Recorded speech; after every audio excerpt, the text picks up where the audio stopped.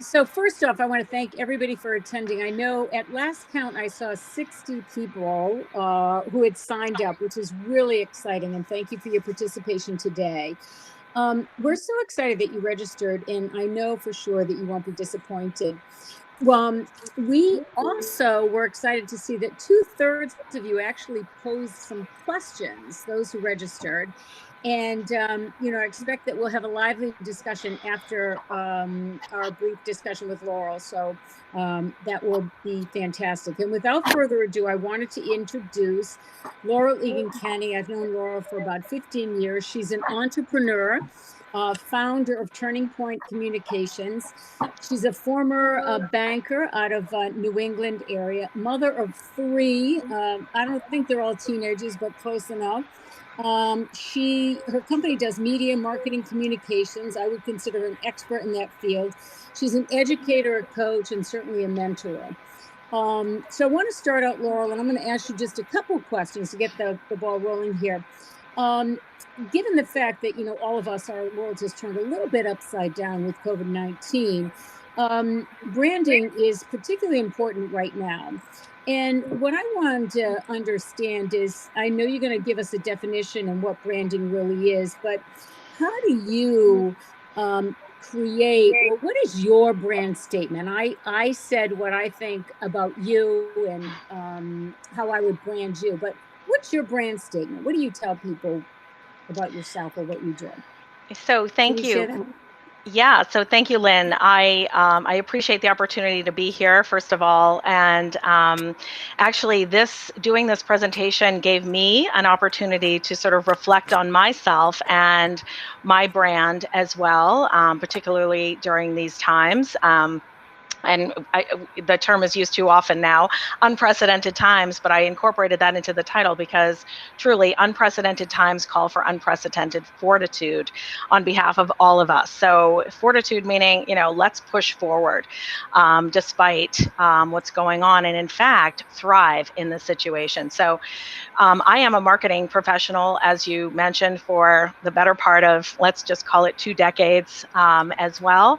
So I think that the best thing that I can say is that a brand in and of itself, whether you're promoting a company or you're promoting yourself, is your promise to your constituents. And I think that I don't take that word promise lightly. And I suggest that you don't do the same, that you do the same. So when you think about when you're promising somebody something, you owe them something, and that something is something predictable. It's something, and I don't mean that you always act the same, but rather that people know what to come to you for because you're a subject matter expert or a thought leader in something. So given all of that, that's a long-winded way of presenting what I think of a brand. So that being said, I knew you were going to ask me this question, Lynn, so I cheated a little bit and put my my brand new personal branding statement, or we could call it professional branding statement here. I very much feel I've been called a unicorn before, and as such, that just means that something unexpected and rare, not the typical something that you would expect.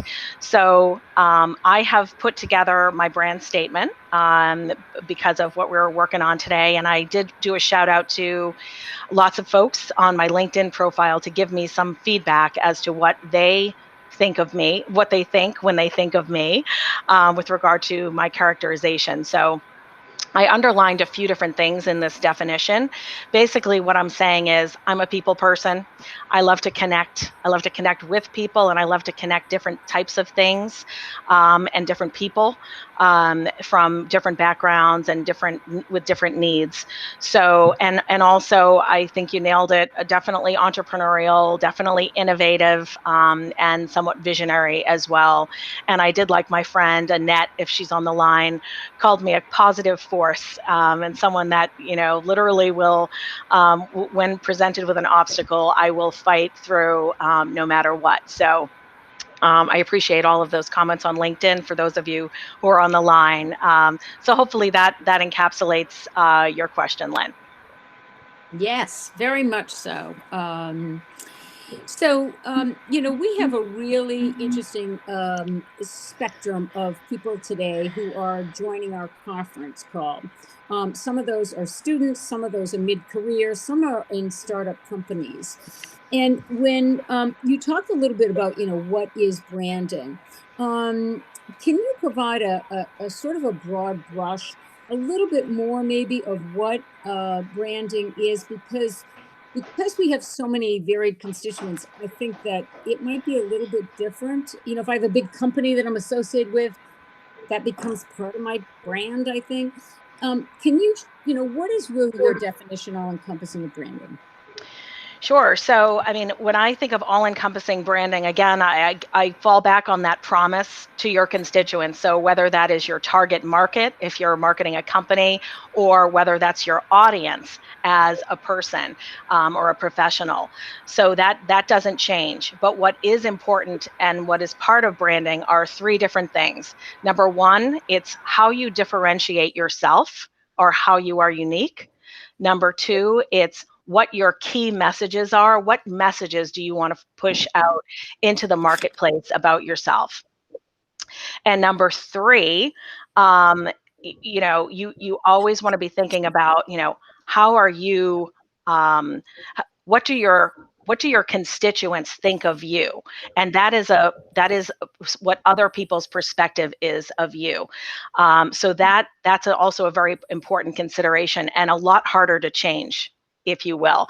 So that's something that you need to consider and can influence by pushing out the right key messages about yourself. And a lot of that comes down to, how you present yourself, whether it's on social media, whether it's presenting in front of a group of great and amazing people like yourselves. It's the company you keep. It's the organization that you're all part of at FintechWomen, et cetera. So those are all very careful considerations as well. And I love that you have some students on the line because I recognize that as part of my personal branding statement here. I have 4 letters, ENFP, and ENFP is something that comes out of the Myers-Briggs personality profiling. And I would suggest that you not only ask people that you know, trust, that are your mentors about yourself, what do they think of you? But also, you can do some types of profiling or some testing that will also help to reconfirm or to help with that type of positioning as well. Wonderful. So what is ENFP in your Myers-Briggs? That's what So E is extrovert. So very much a people person. I know many people that know me would be surprised by that. The N is intuition, which means I sort of lead with what I think and feel. Excuse me, what I feel versus perhaps what I think. The F is for feeling as well. It's sort of the perception that I get. And P, ENFP is, I think maybe that's perception as well. So it does very much encapsulate. And the more I read about my profile, the more I'm convinced that, wow, this was written just for me. And it is a very rare personality type, by the way, I should mention. Okay, great. Well, I think we all have to go back to Myers-Briggs. I know I did it, but it was a while ago. Yeah. So, And they don't change very often either. Interesting. Yeah. What advice, and I think this is really where we'll get to the meat of the matter, what advice do you have for all of us in branding? And what about branding, particularly in a fintech world, and making it sort of personal? Can you help Yes. us with, how do we actually define it for ourselves? Yes. So I've prepared, something that I think somebody can not only learn from today in terms of creating a personal brand, but also retweaking. And I like this new term, pivoting, in this age of both the COVID environment and pandemic, but also just, doing a refresh every now and again is not out of the realm of what you should be doing. Every 2 to 3 years you should be, or maybe less. Hey, what the heck? Check in with yourself. Is this truly who I am? And as I said with the ENFP, the Myers-Briggs profiling,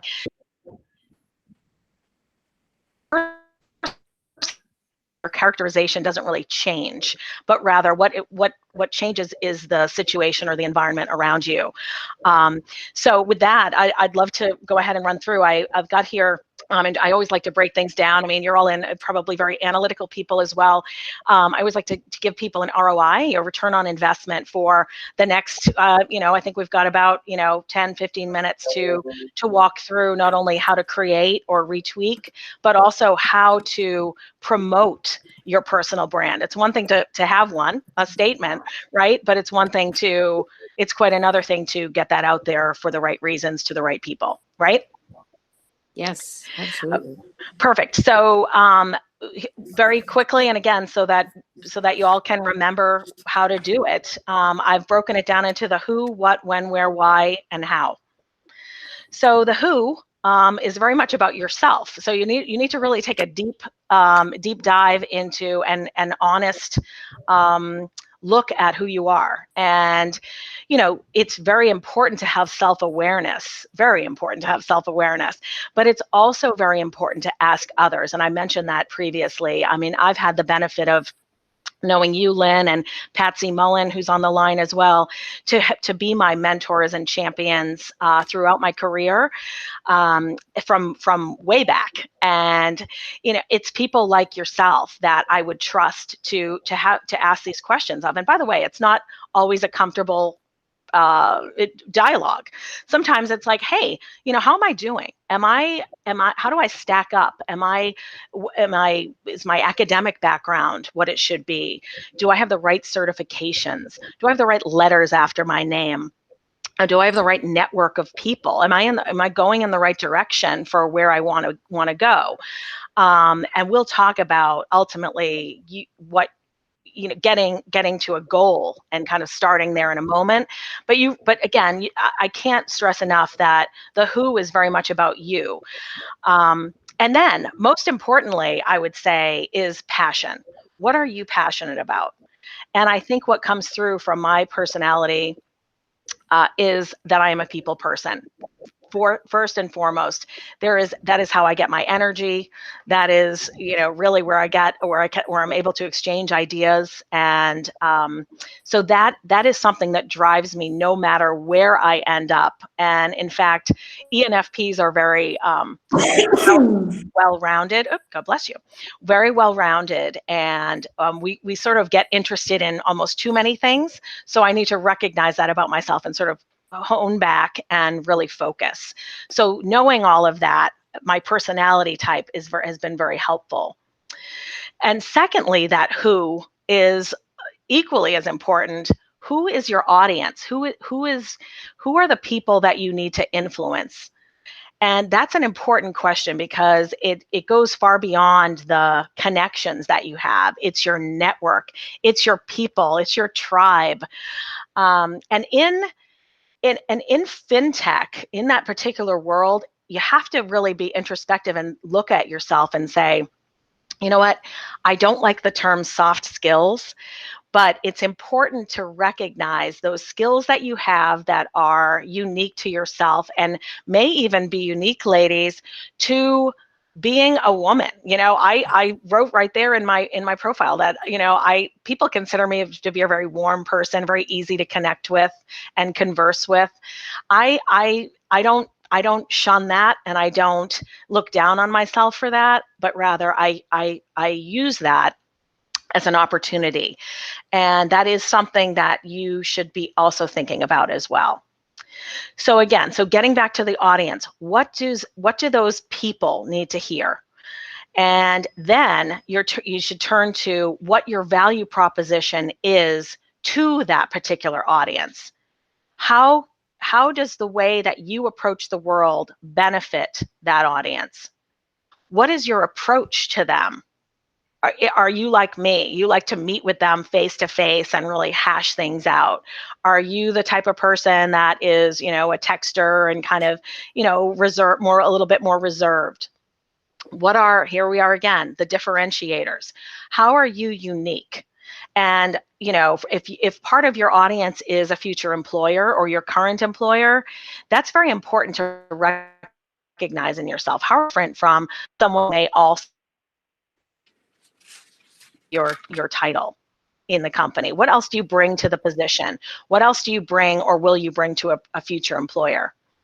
And then here's where the analytical aspect comes in for all of you FinTech women, right? To the extent that you can quantify how you will do things better, that's very difficult to do because it makes you think about, first of all, what the needs of your audience are, but also, to the extent that you can get things and boil things down to how you can do things better, and be able to quantify that for somebody. Again, it's somewhat difficult to get to in a personal or professional brand, but certainly when it comes to branding a company, or working with a particular client, for example, or project, that is very important. And to the extent that you can translate that into your personal brand or your professional brand as well. So that's the who. Okay, so these are lots of questions and being very introspective. Now we get to the what.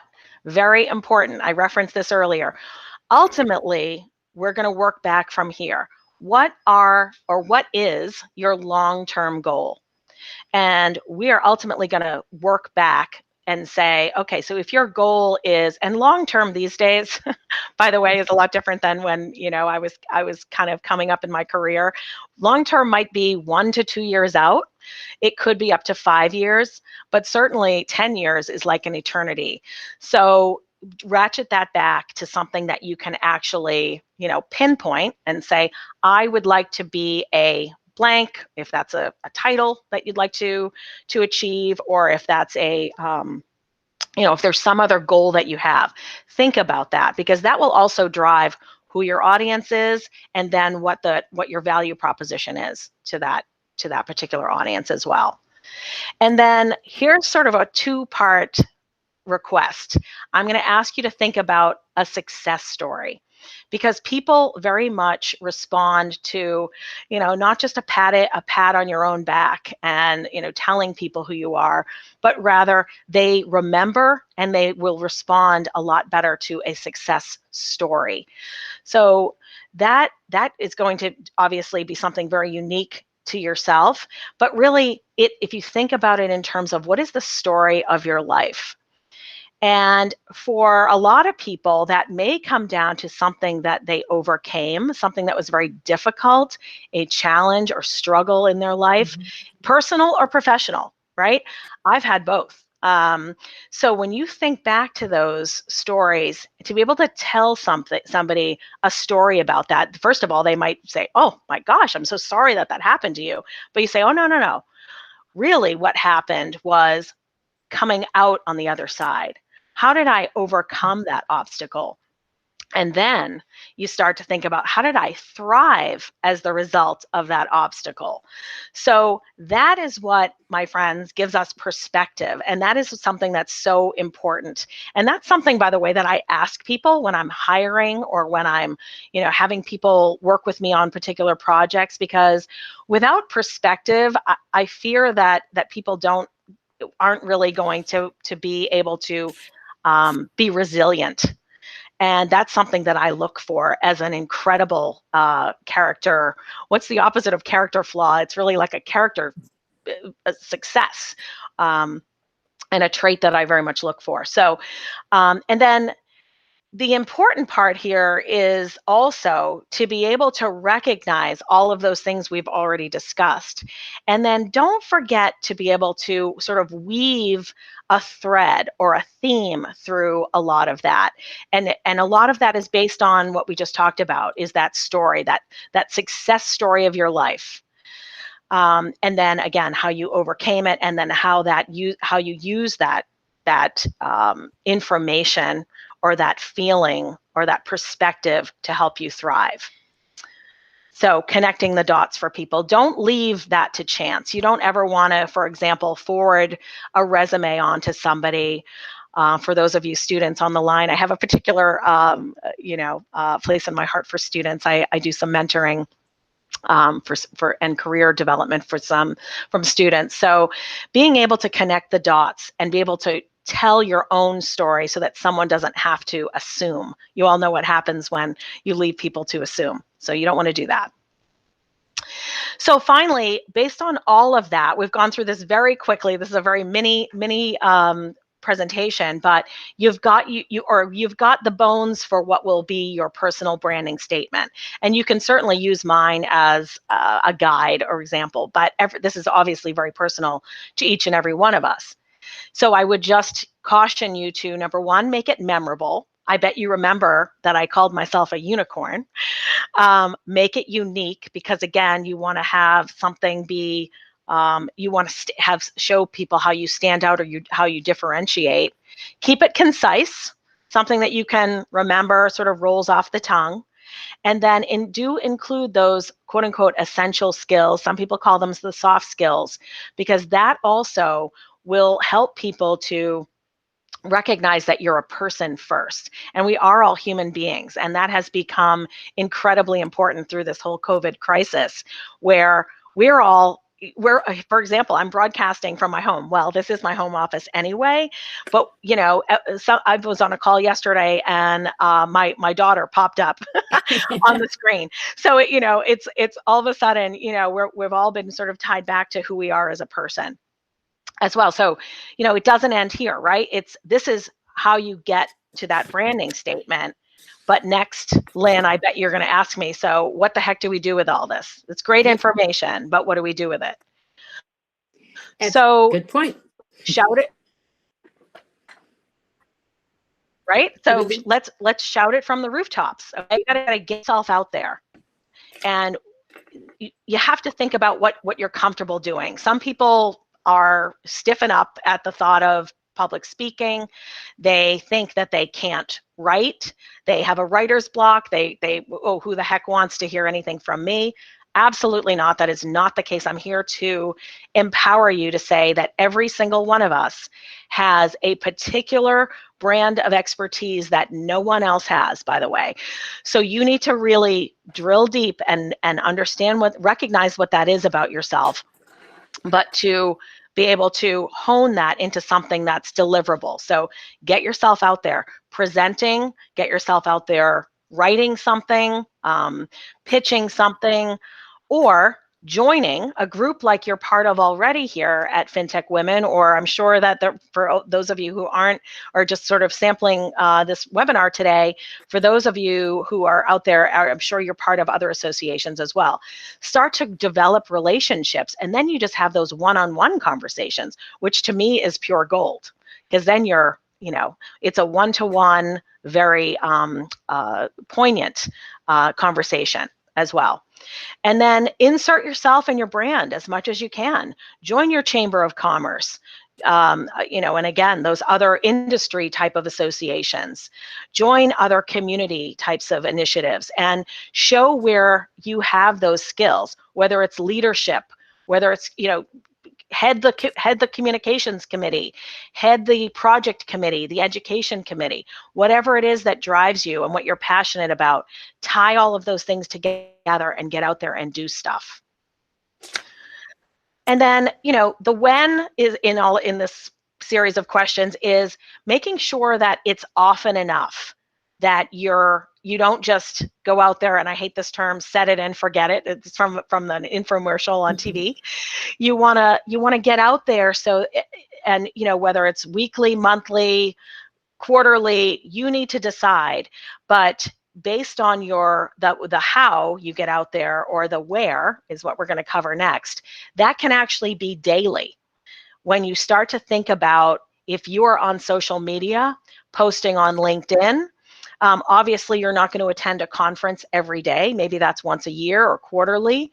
Publications that you can be part of, and that's part of, or you can hire for that, PR people to get you into media, different media publications and other newspapers and newsletters and other things. Networking events, those often happen monthly or bi-weekly, sometimes even weekly. Educational programs, again, getting back to being a thought leader.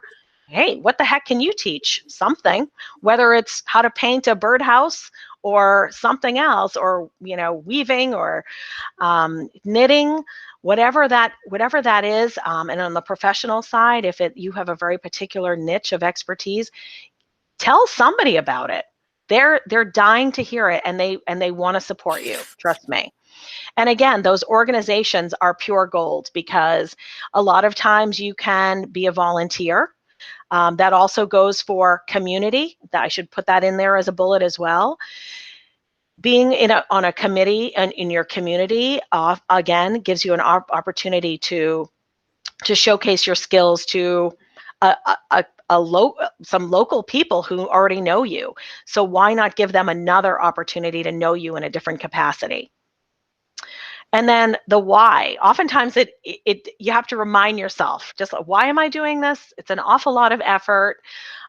Because remember, this is your brand. You can't leave it to chance. You need to keep your promise to your audience and your constituents, everyone that cares about you or needs to care about you. And by the way, this is also going to help you achieve your goals, trust me, by having this as a coordinated effort. And why not use this opportunity during this somewhat downtime, even if hey, you're reutilizing your commuter hours, or you're, you start a little bit earlier now that you're working from home. Chances are you might have a little bit more free time these days. So why not put all of this to use? So here's the how, right? This is the implementation or the execution side of all of this. You've already done the conceptual work of putting together that branding or positioning statement.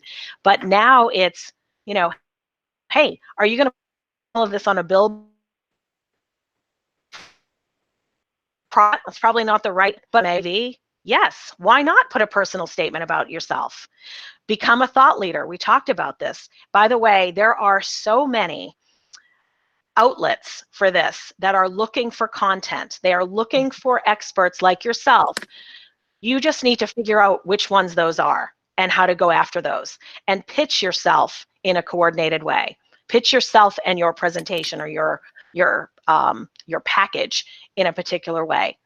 We talked about joining, leading, speaking out on behalf of an association, an organization, a community. And by the way, prepare yourself. This is going to be a lot of work. If you're as involved as I am on putting stuff out on LinkedIn, this is a daily task, which, by the way, I don't look at as a chore.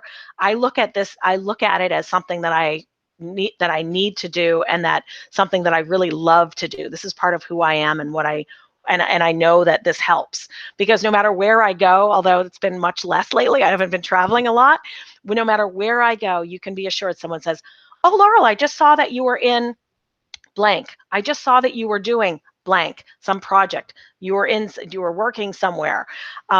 This keeps people involved, even though you may not see them personally for quite some time.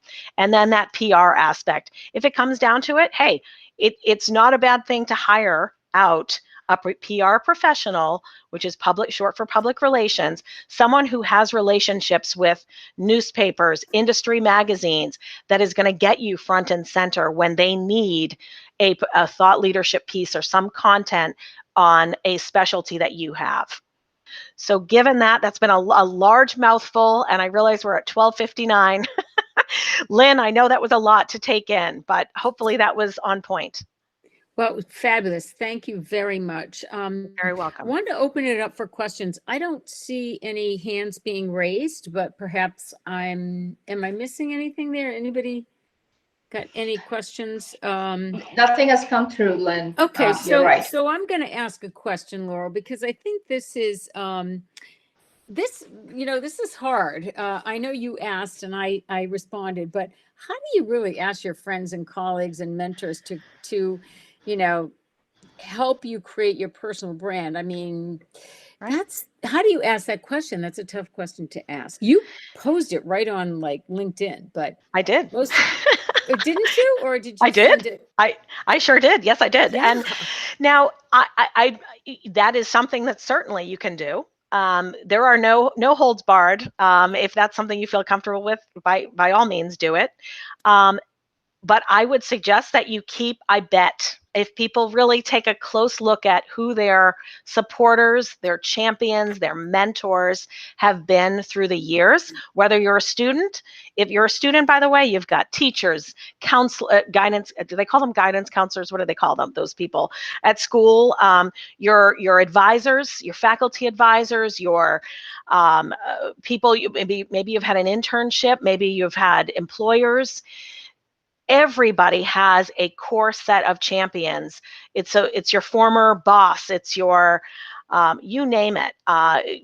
People like yourself, Lynne and Patsy, who have been there through thick and thin. Hey, keep them in your old school Rolodex and keep them caffeinated. Take them out to lunch. Take them out to a nice lunch. This can be done over coffee. Hey, you give a little and they will give a lot. Trust me. Okay. All right. Any other questions? I don't see any. Am I missing any, Jagathy? Oh, here's one. What suggestions do you have to narrow down? Whoops, that just left. Where did that go? Does anyone have, Laurel, Jagathy, do you have the question? I just, for some reason, oh, wait. Yes, I can read there it. It is. I can read it out. You found it? Okay, good. Yeah. What suggestions do you have to narrow down one thing when there are so many things you enjoy? And this person says, I enjoy the research, the teaching, et cetera, of several subjects. So how do you narrow that down? So really, it comes down to what is your passion? I mean, can you what can you honestly say you love the most? And yeah, it is hard to trust me. It's very difficult to limit things down. And like I said, my personality profile is one that I love everything and everyone.